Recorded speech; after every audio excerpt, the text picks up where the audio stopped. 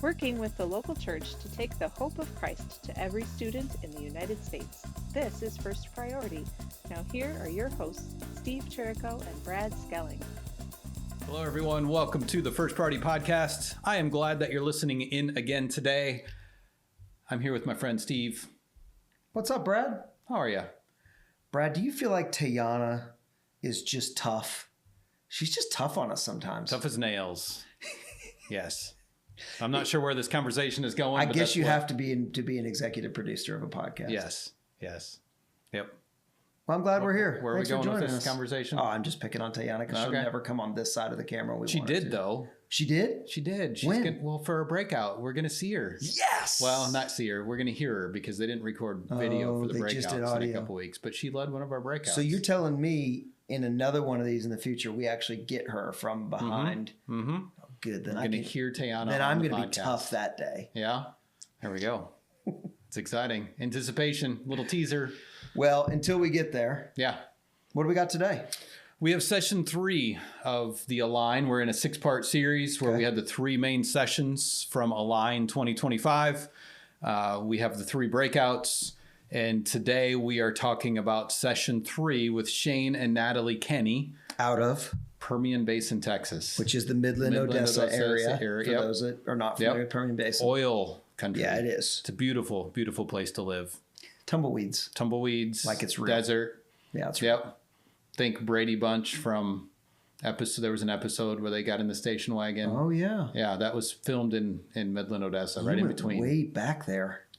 I had great, growing up years after school watching the Brady Bunch, Leave It to Beaver. I was watching Knight Rider. Yep. That wasn't in reruns though after school. That was actually on. You're the same age. You're older than me. Don't give me none of that. Come on, man.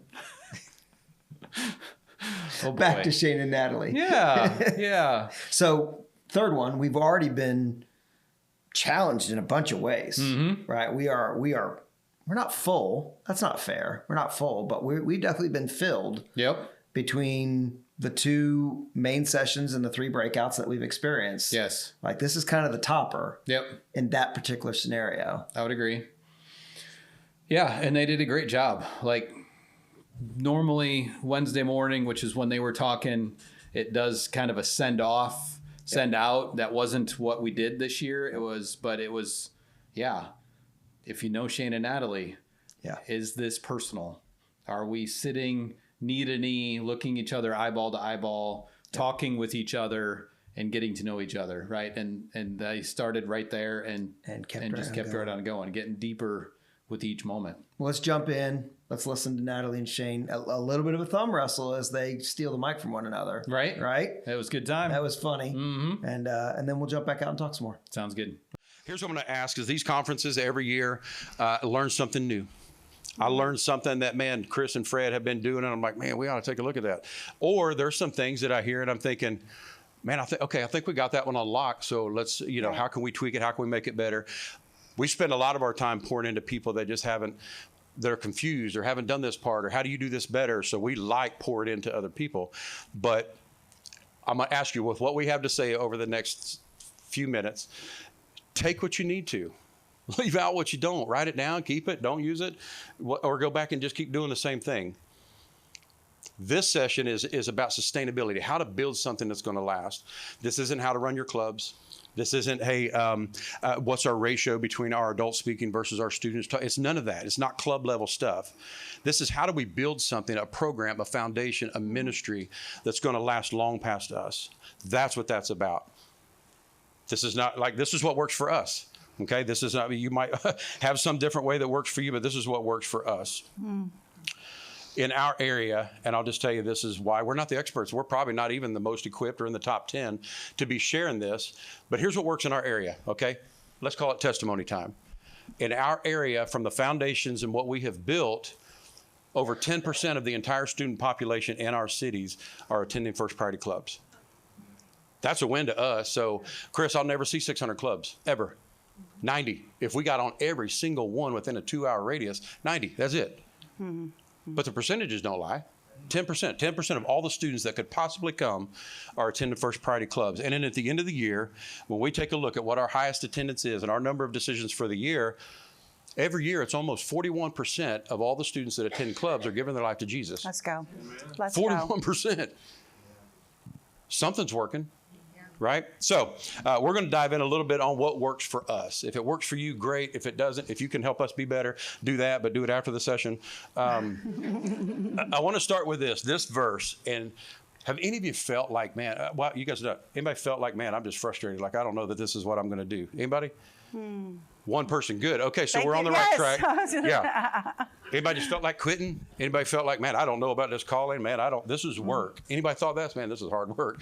I don't know if the time I'm putting into it is getting the value that it deserves. Colossians 3:23 and 24, I live by this. Whatever you do, work heartily as for the Lord and not for man, knowing that from the Lord you will receive the inheritance as your reward. You are serving the Lord Christ. Hey, we don't do this for the applause of man. We can make funny comments like, I don't do this for the outcome. I don't do it for the income. I do it for the outcome. I get it. I'm not doing this because I'm going to get somebody that's going to cheer for me. We don't work in a place where we go back to the office at the end of the day and slap high fives and say, good job. I'm doing this because this is what God has called me to. That's right. There's nothing sweeter in knowing your calling and walking in it. So there's three things. One, this is personal. It's personal. The second thing is it's relational. Everything we do is about relationships. And the third thing is it's time. I love the theme. Now is the time. It's personal, it's relational, and it's time. And so we're going to break down what that means. And so I get to touch on the it's personal part. Surprise! Of course. Shocker! But I think it goes back to Matthew 9. Verse 36, when he says this, and this just screams for me. When he saw the crowds, he had compassion for them. Yes. When's the last time you had compassion for your city? I will say this, and this is why I know to be true for club sustainability, for program sustainability, then you get club sustainability, is when you start getting frustrated with your coaches, with your youth pastors, with your administration, you stopped loving the people. He had compassion for them, and then he doesn't stop there because they were harassed. How hard do you think it is to be an administrator in the United States of America under the educational system? They're helpless. They are like sheep without a shepherd. Shane and I landed in Odessa, Texas in 2013. No desire to, we didn't go there for a job. We were fine. My parents had just moved to Florida to spend the second half of their life with us. But God broke our heart for the city. And our first line of defense wasn't to go find a bunch of students to see who wanted to run clubs. I didn't go grab a charter. I didn't go grab the equal access law. I went to the school and I prayed at the school. It's personal. If God has called me to that city, then he's called me to those schools. I'm not worried about whether or not I'm going to get a student leader that fills out a form with a charter with 4 faculty sponsors and a whatever. If it's my city, then it's my school. It's personal for me. Our first line in building club sustainability was that I first need to love that school. I've got to spend time there. So Shane and I were in Texas for 48 hours. And oh, wow. We found out that people weren't pouring into their school. They stopped loving their city. Those youth pastors have come and gone. And so what did Shane and I do? We went to the steps of Odessa High School. And we wept. Because we knew that God had called us to this city. And our first thing, in order for us to be able to be here, is I had to love that school in a way that the church had not. Again, students aren't automatic. They're already at the school. You ain't got to go find them. You do not have to go find them. But you do have to have a heart for your city. It has to be personal. And if you don't, I hope today you will.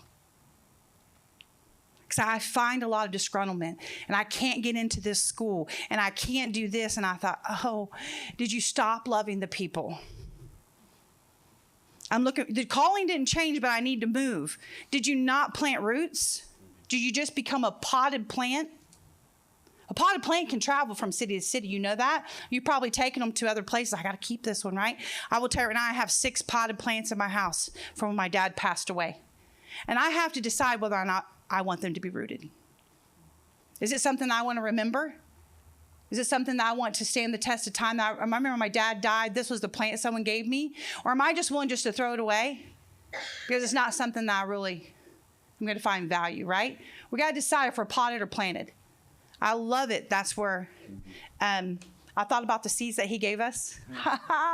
Guess what? They're just seeds in a bag that are cute, right? But would you plant them here? Is this your city? No. Are you taking them home with you and planting them there so you can nurture and tend to them? It's personal. I got the raspberries because they grow like wildfire in Alaska, and they hate them. And I thought, well, I'd love to grow like wildfire in the sand and the dirt. It's personal. I'm going to pass it to you. Yeah. I love it, potted, planted. The second one is it's relational. And we've seen this. Gosh, then he said his disciples in Matthew 9:37, the harvest is plentiful, but the laborers are few. Gosh, we say that so often, and it's easy to quote. Do any of y'all feel like your laborers in your city are few? Anybody feel like, man, I don't have the people? Is the lack of laborers costing you from going into a school? Yeah, we got schools. I mean, I see the prayer wall. We have schools that are just ready to go. They just need the laborers. The laborers are few. Why are they few? Question. Mobilizing the local church. Like, I know we just say that as an overarching, this is part of what we do. We mobilize the church. But that's our sweet spot. And I want to tell you, I have a board member on our Texas board, Kyle. He came to Odessa High School. And I'm telling you, when you're in town, you're going to see Odessa High School. Okay? That's what broke our heart for there. That's why we're there. But Kyle came and he watched 2 clubs right in a row, 2 lunch clubs. And he's just amazed. You want a donor to pour in? Take him to a club. Okay, I'm just saying. He sat there and watched, and then at the end, and here's, again, this is Natalie's part, she has 12 volunteers at this. Look, I get it. Some of you are going to say, we can't have adults on our campus. I get it. Some of us say, man, I only got 2 youth pastors in my city. I get it. Whatever you do have, though, she circles up before the club. They pray together. God, give us favor. God, for every student that walks in the door, would you let them hear something different today, right? They do the club, they get done, they tear down all the tables and the chairs, and then they circle back up. Man, that was a great club, man. How was surgery? How's this? And then they connect, but there's something precious about that. And so I asked Kyle, I said, Kyle, and this was in front of everybody because he was standing there in this prayer thing, or this circle, and I said, Kyle, I said, what's your takeaway? He said, people aren't talking about this enough. And it wasn't just First Priority in general. He said, you guys are actually getting people out of the church and getting them on campus, like mobilizing the church. That's the win. That's the sweet spot. We got the biggest access to the most volunteers, parents, that are in the local churches, right? We talk about the local churches couldn't hold all the students. Well, guess what? You couldn't hold all the volunteers if these parents got involved out of the thing. A lot of times, though, we put all of our stock and all of our eggs in the youth pastor basket. You're always going to be shorthanded. I love youth pastors. Gosh, I love youth pastors. But if that's your only source of coaching and mentoring, then you're going to be shorthanded, and that's not sustainable. That's not, because that guy's going to take a job in 18 months somewhere else. Or maybe not. I love youth pastors. Or maybe not. Or maybe not. We kept Tim for 5. Let's go. Yep. And I want to lead into this. Mark, one of the first stories that ever caught me about First Priority was the story of Nehemiah. We talk about it. If you have shared a vision of First Priority, you've used the story of Nehemiah. You said, man, he prayed. He had a broken heart for the city and the walls that were torn down. They had been torn down for many years, but he had a broken heart for it. So he prayed to God first, and then he went. Anybody ever quote this stuff? He goes back to the king and queen and says, hey, dude, I mean, I'm really struggling with this. And he said, that's okay. We'll give you the manpower. We'll give you the resources. Let's go do it. And everybody took up their place on the wall. I want to tell you, I'm reading through the Bible, right? Finished up the Old Testament finally. And I'm looking, I've read this, but I missed over chapter 3. I've read it, but I missed it. And I want to just tell you, and I'm going to highlight for the sake of not embarrassing myself with all the names.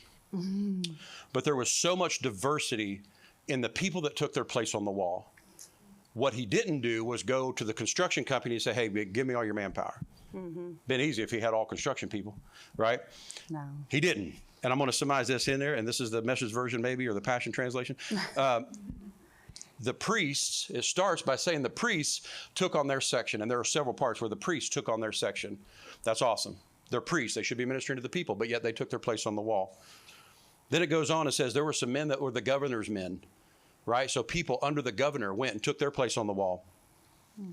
A goldsmith, took his place on the wall. A mayor of half of Jerusalem. Anybody got a mayor showing up to club? A mayor took up his spot. And this is the one that got me. A perfumer. I look it up. I mean, okay, perfumer makes sense to me, right? Somebody that is of perfume. And so I looked it up, and this is somebody that would take different oils and things, and they would grind them together, and they'd make these different fragrances. A perfumer, a person that makes essential oils, right? A perfumer, a goldsmith, a priest, a mayor. And I got to thinking how we compare this to what Natalie has in her city. I'm saying this to say, expand your volunteer base. There's a lot of people out there. We got the best program, right? People want to jump on board. We need to give them an opportunity. This train is rolling, and there's a lot of cars. Jump on. Let's go. Don't just keep that within the youth pastors. That's going to ensure sustainability.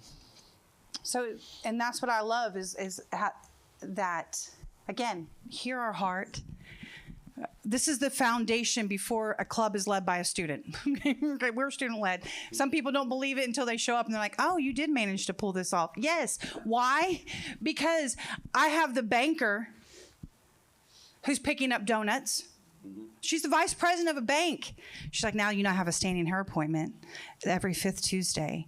And so I won't be able to get the donuts there till 7:45. When she's on campus, she's got this Cheshire I'm grin. like, I'm pretty sure she falls asleep like that. I'm like, Jane, we'll wait on you, right? I have a banker. I have a retired CPS officer. I have a grandmother who owns a towing company. I have a senior pastor.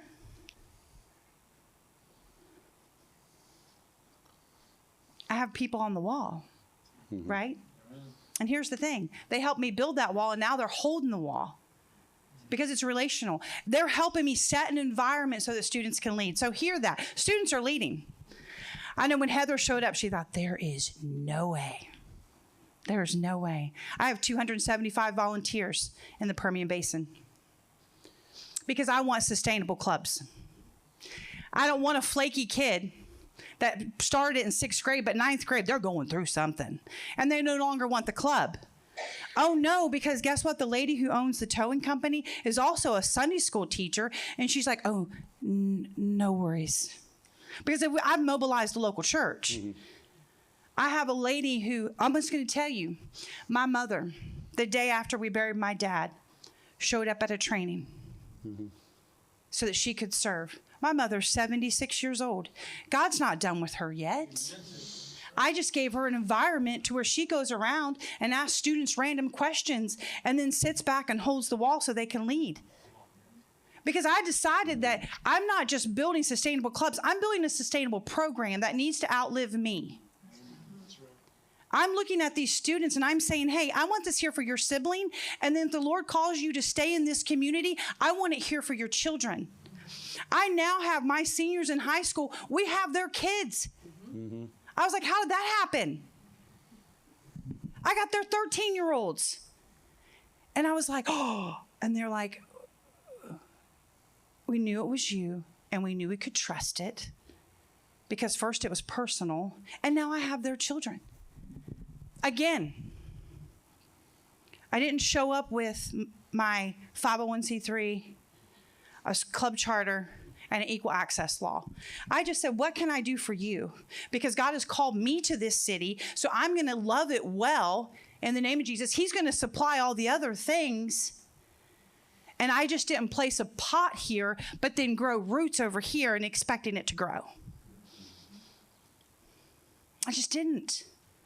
And I will tell you, and Brad and I, we laughed about this years ago, but I was like, I'm crazy enough to believe this works.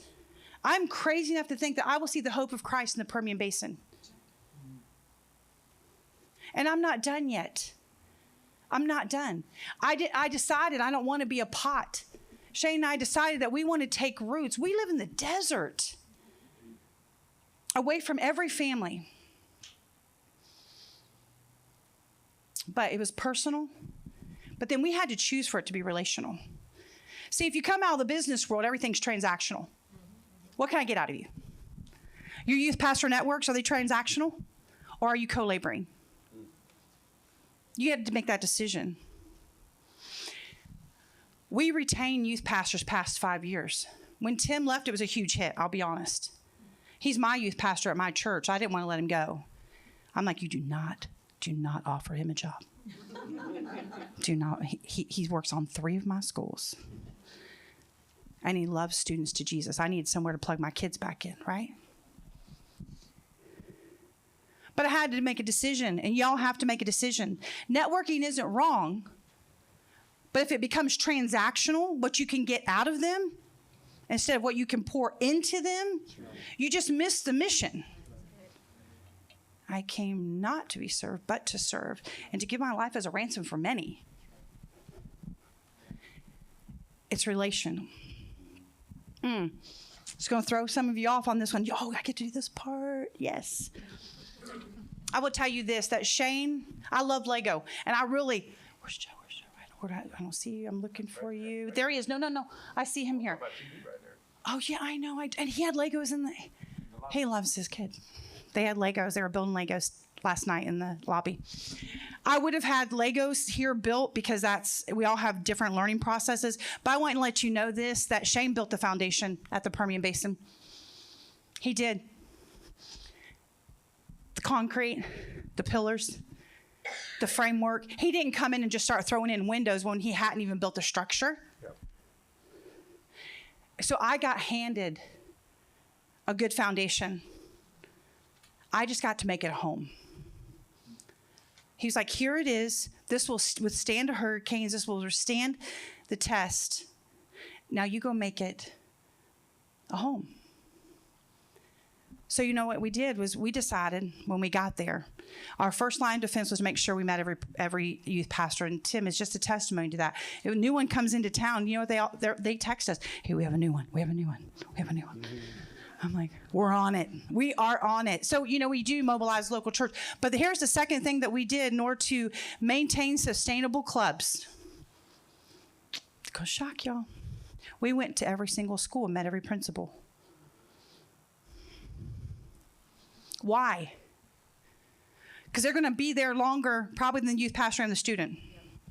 And then they move districts. And guess who's the first call? This isn't boastful. This is who God is. This is relationship building, and we're seeing the fruit of it. Hey, are you guys at the school? What day can you come? They just planted the school for me. I didn't have to go looking for it. Why? Because I didn't drop off a plant at their front door, leave a business card and say, hey, when you have a chance, can I meet with you? No, I went there and said, what can I do for you? How can I serve you? It's not transactional. It's not because God's already given me what I need out of you because he called me here. You don't know that, but I know that. So now let me serve you because then I know you'll call. But I need to love you first, right? The greatest command is to love. So I'm going to love you well. I'm in a small area. I'm only a 5-mile radius. I have 15 schools. My high schools average 5,000 plus in a 5-mile radius. So I have 35,000 students just in a 5-mile radius. I need my principals to know who I am because that's my city. I have in all 15 schools, I have every single principal in my phone. Every single one of them. Hey, how are you doing today? Just want to check on you. Why? Because there came a time this year that I needed them to fight for me. I had been fighting for them in the spiritual realm. I had been showing up, passing out, Chromebooks at the beginning of the school year because it's not transactional for me. I know some of you are like, man, I just don't know if I have the time. I'm going to tell you this. I will outwork the devil. He has the audacity that he thinks he has to enter my city. Anyone can drop off a plant at the school. Any campus ministry. But I want you to know this today in my district, my area, the Permian Basin, which is me, Odessa, Midland, and beyond. We're the only campus ministry going right now. Why? Because I'm a ministry that goes through the front door. I'm not coming in the back. Someone asked me if I check in. The answer is yes. Why? Because I'm going to meet that front desk lady. Oh, they all go to church now. Which church they go to? I don't know. I've got 275 volunteers. You figure it out. They had some options. You step into Permian High School, and you know the first thing you see? It's Tuesday. It's not Pink Wednesday. It's Tuesday. It's First Priority Day. What shirt do they have on? A First Priority shirt. Why? Guys, student-led clubs are going to happen. The students are already there. But if you're getting plucked out of a school and they're telling you you can't have adults on campus, you probably didn't enter in the front door. You walked in with a student charter. You didn't walk in with the love of Jesus, laying the foundation for those kids to grow. Can I just say that? I'm in the state of Texas. Every club in our school, you are required to have a permission slip in order to attend any club across the state of Texas. We are permission slip driven paper. And I thought, Lord, what are you going to do with that? So I went to my principals and I said this, because why did I go to them? Because I have them on my phone. I said, I've been fighting for you. I need you to fight for me. How are we gonna play this out with the permission slips? Here's my idea. And they're like, we think that's great. And I was like, yes, we're in. I worried about the numbers. We're running 5,500 plus kids. I thought, oh, we're gonna take a hit. What's gonna happen to our donors? I'm not gonna be able to give them these numbers. I have 3,000 permission slips so far. I'm 5 weeks in. Paper. Okay, you all know paper. They're like, we can't do digital because students will sign them. I'm like, they're signing these.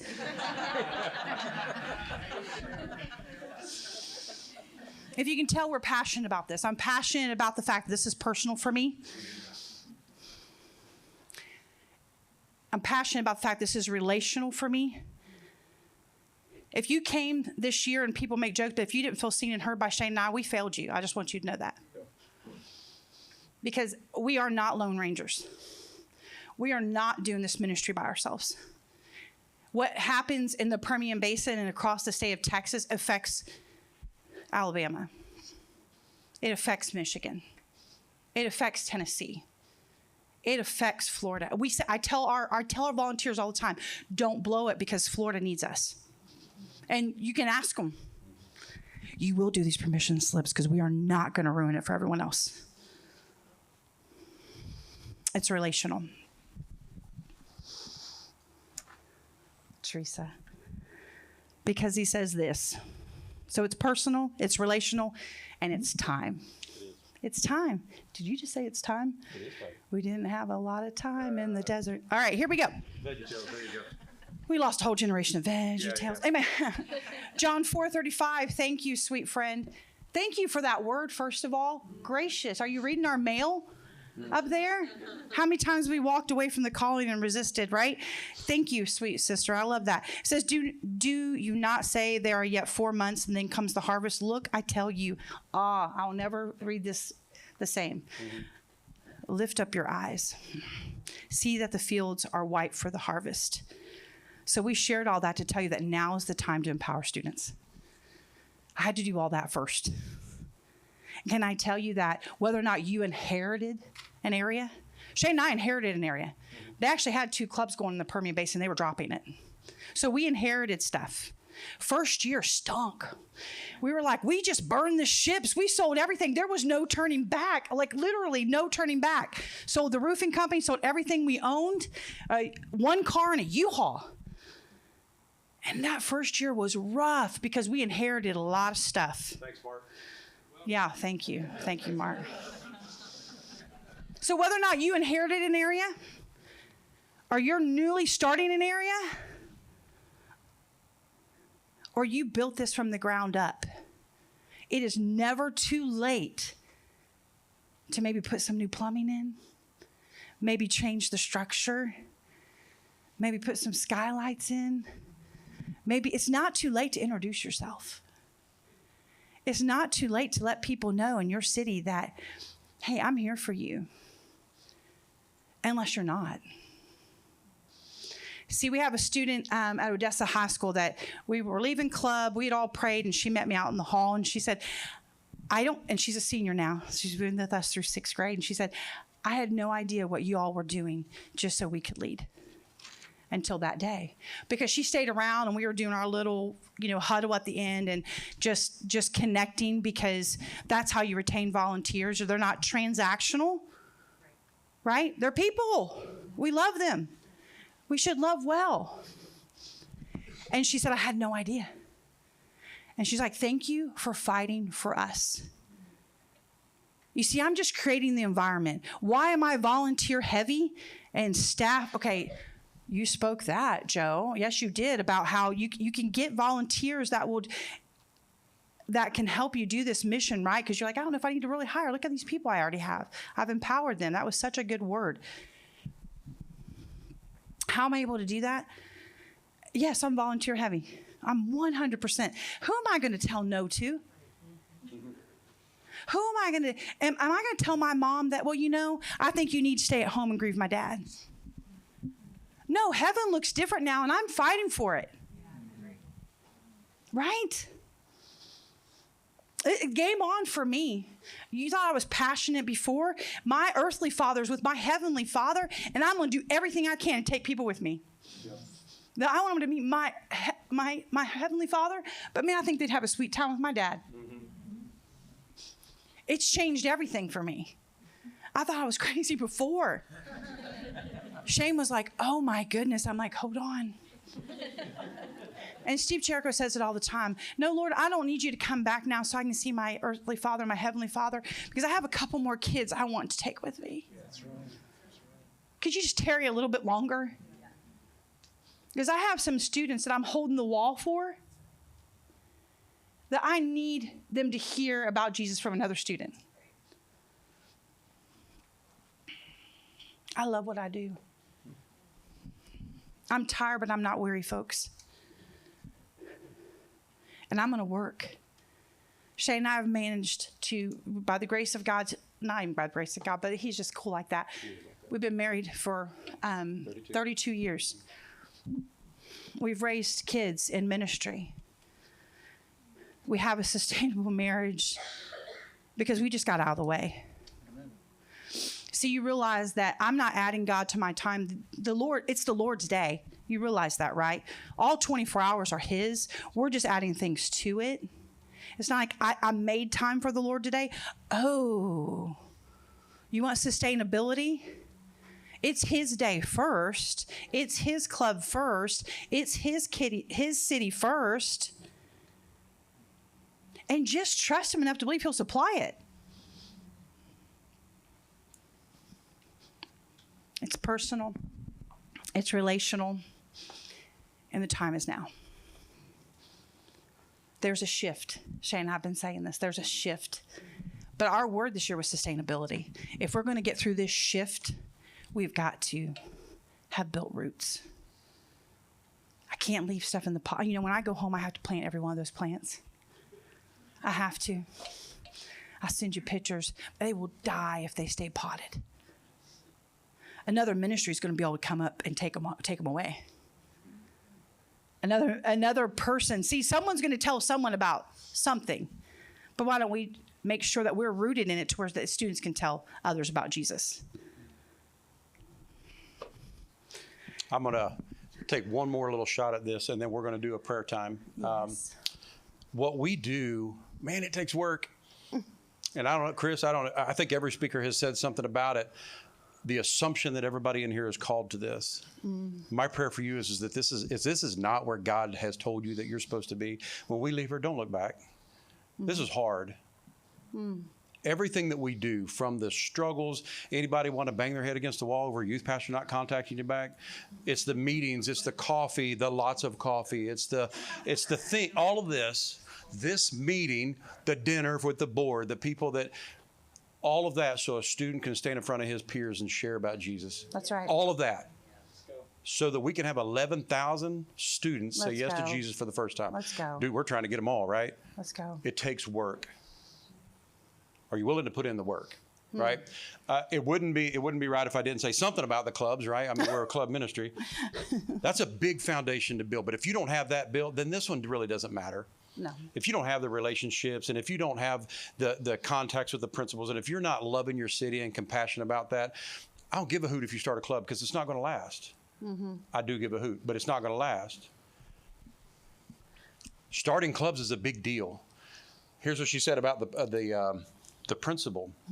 What we didn't wait for was a random student that we didn't know to take a charter that we didn't give them to a principal and hope we get a call. Man, that's dropping a rock in a random pond that you're not even in that city. What we did is built the foundation and the relationship with the principal so that when you build a relationship with the church and they have students and they're like, man, I want this at York, right? Ashley goes into a church, promotes this high school, this middle school girl's like, hey, what about mine?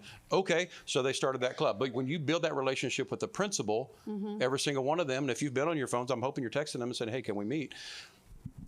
We have to build that before we ever talk about club stuff. And then I'm going to be brief on this club stuff because, again, there's a lot of people that do it better than us. We don't go into a club unless we have every piece, right? I've missed the mark on that. Can I just be upfront with that? Yes. I blew it. I blew it because I love people. I blew it because I hung on the word of an administrator, or I blew it because I had, whatever. But if we don't have student leaders, right? I blew it on this one because we had an administrator that says, hey, I can get all the students here. We can do this. And we had another director that was in that town. And we're like, okay, we'll give it a try, but you got to get the students there. We show up for the first day of club. The administrator never said anything to any students. There was nobody at the club. And we're like, we're out. We blew it because we didn't have students. If we don't have students, if we don't have faculty sponsors, if we don't have churches to invest in that. I had another church, and I'm not talking financially. I had another church, another school, a grandmother calls me. And she said, hey, man, I've heard about this program. I want this for my granddaughters, and I can get you into school, and we have unlimited resources and all that stuff. And I was kind of like, I was out there by myself for 5 years because there were no churches in that town. There was one church, and they wasn't allowed at the school. They were not good. I hung on that for 5 years. We let it go. It was not sustainable. It would have been had I kept showing up, but it's for us to have staff-run clubs. That's not sustainable. That's right. You got to have your volunteers. If you don't have your city buy-in, that's what I love that Shane finally was like, the city never wanted it. Grandma did. And you're going to know that. See, I don't go into a school to see where they are, if they were A, B, C on the academic. I don't go to see if they went to state last year, although I love a good sporting event. I go in to test the spiritual temperature of that school. Do I need to start praying around the walls? Permian High School, high church attending school, needs the walls to come down.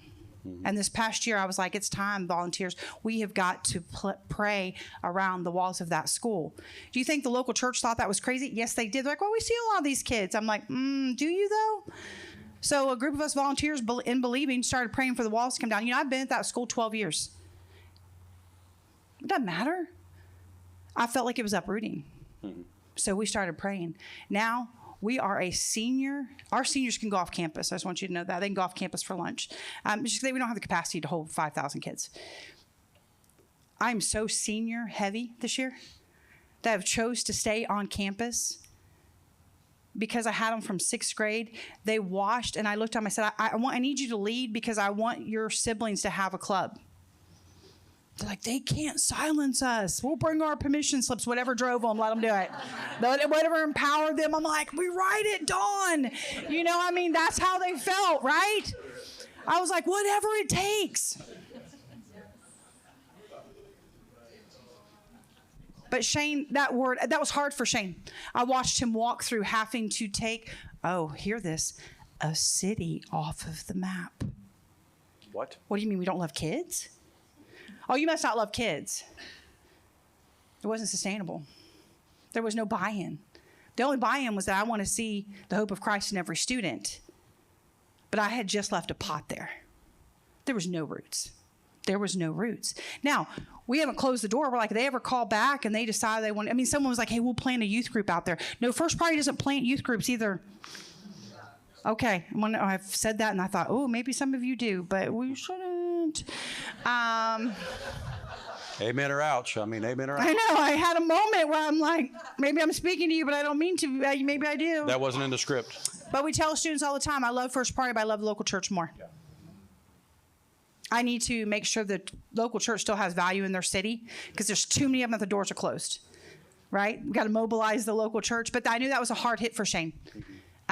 Because when we took Wink off, I mean, he's like, and it wasn't about donors. Yeah. But it was a hard hit. And Roy Orbison's from Wink. Why do we not have a club there? I know. Anyway, to say make sure all the pieces are together before you ever launch a club. Chris, when you guys are going into another city, build a relationship with the principal out front before you even talk to a student. Don't be reactive to a student saying, hey, I want to great, man, let's go meet the principal. Let's be proactive. Let's build the relationship because you love your city. Here's what I'm going to do. We're going to go into a prayer time, and for the sake of time, we're just going to leave you right where you're at. But if you bow your heads, this is what we want to do. Again, some of this stuff will work for you. If you're already crushing it, man, keep it up. Here's what I want you to do. I want you to take 2 minutes, and I want you to pray that God breaks your heart for your city. The compassion for the lostness. Pray for favor. Pray for those open doors. I know sometimes we hear that, the principal wants me to make an appointment. Make the appointment. Meet him 2 weeks from now, 2 months from now. Make the appointment, go to another school, meet somebody else. If we don't have that, we're not going to have it. So pray that God breaks your heart for that school and for that city. Well, Steve? Yes, sir. That was good. That was classic Shane and Natalie. You hear their hearts, their passion, highly relational, not just personal, but relational. And it's not about transaction, it's transformation. Like, we want to take the hope of Christ to every student. And we say it oftentimes in the national office, that doesn't start with students, it starts with each other and how we relate to everybody around us every day.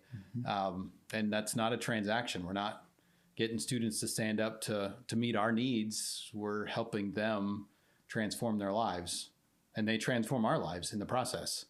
Well, and Natalie is a mom at heart, right? She's a mom of that town. She's a mom of that city. She's a mom of those schools. And so the mom's not looking for a transaction, discussion. Nope. She's looking to build a house. She is. She wants people to feel like this is home. Home for their spiritual life, home for their, it's safe to come and talk about all the burdens. It's safe to come and talk about all the celebrations, right? Is this a place where we're building a home? Well, and you can hear that they did. And they do. Like through the tensions, they didn't say this, but they've publicly said it before. So share it that, they did share that her parents moved to Florida, right? And then they moved away very shortly after to a place that's not Florida. It's not paradise. It's the tumbleweeds, and wrestling with that. But they weren't in a pot there. They planted roots, and you can hear that. And again, bringing her parents out there, and the community wrapping around them as she lost her father, and just the roots that they developed. It wasn't just a talk, it was a testimony of who they are, and how they live their life. It was phenomenal for them to open that just vulnerability, the layers of the onion, just on opening themselves up. Well, a lot of us have heard the story that Shane and Natalie have shared about flying into Midland, Odessa, and going from what some people would consider paradise in terms of the green and the animals and just Florida, right? Just the paradise, to the desert, and making a choice to the desert and being like, what are we doing? And then sitting on the steps of a school and just weeping for the lost and the broken and the hurting and just what was in front of them. The Lord opened that up. And then what is unique, but also a gift for them, is that burden hasn't diminished. It hasn't gone on a downward tilt because they become scathed. It's actually just the opposite. Their heart has been torn even further and wider open for that community. Correct. And there's a lot of transition of folks that live there, and students come and they go, and just all the things that go with it. They've learned to love it. They have. Well, it's because they love ministry and they love people. They love people. Doesn't matter where they are. You can't take that away from them. So. And then she closed it with, it's time. Right? Our theme for the couple days we were together, right? It's time. It is here. We're all seeing pictures of it. Don't try to create something. Engage what God is doing. But it's here. So you better empower people like crazy. Because the harvest is ripe. That's right. And don't wait for tomorrow. Don't wait for the golden ticket, the magic wand, all the little things we might say, hey, I just need this. Yeah. It's who's sitting and how can I love God and love people? Yep. And there's nothing more, there's nothing less than that. Then it's crazy. Well, just like it was for us those days, that's a good wrap to the first 3 parts of Align. I want to encourage you, if you didn't listen to all 3 of those, they really build on each other, worth your time to go back and listen to the 3 in order. Yep. And then don't forget to join us next week. Next week, we jump into the breakouts, which were, gosh, super helpful this year. Helpful, very practical. Very specific. Yep. Fundraising, social media, CI profile, working as a team. Yep. So super practical stuff in the breakouts, and the team did a great job. They did. Heather, Jenna, Joe. I started listing people, and now I forgot half of them. Debbie, Travis. Yeah, he led. You talking about the Align thing? The Align team. Yeah, it's the team did a phenomenal job this year. Yep, it was great. Ashlyn, Jacob. Yeah, that's right. Yep, it's good. So cool. Well, that's another one, Brad. Thanks for listening in to you all. Again, if you have somebody you're linking arms with in the first priority world, share this episode with them. Give us a review. Share it on your socials so that other people in the first priority movement can hear it, and those who are not can hear our heart and maybe join us. And until next week, thanks for listening.